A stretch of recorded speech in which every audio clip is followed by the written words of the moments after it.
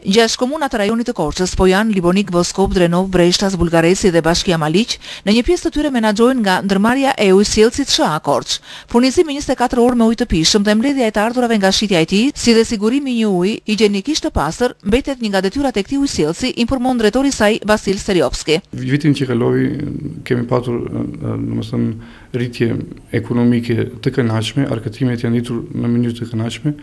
Por duhet të theksoj faktin që me këto arkëtimet, edhe se arkëtimet në rritur, nuk kemi pasur mundësi që të paguajmë energjinë elektrike, sepse shumica e burimeve që ne menaxhojmë janë me ngritje mekanik. Gjithashtu jemi munduar të gjithë defektet i riparojmë brenda ditës dhe domethënë furnizimi me ujë të pishëm ka qenë domethënë shumë i mirë. Përfundimi plot i rikonstruksionit të ujësjellësit bulgares Libonik me vlerën 80 milion lektoreja. Linja e Preqeliku unë zëvendësua me linjë plastike.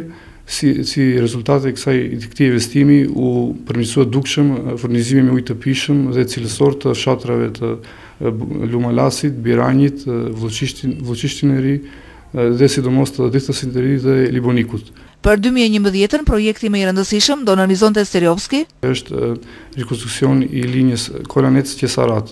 Nëpërmjet këtij projektit do bëhet zëvendësimi i linjës kryesore që furnizon qytetin Maliq, si dhe rritjen e brendshëm të fshatit të lagjes Qesarat të Maliqit, e cila tani ka vetëm një pjesë të saj ka ujë.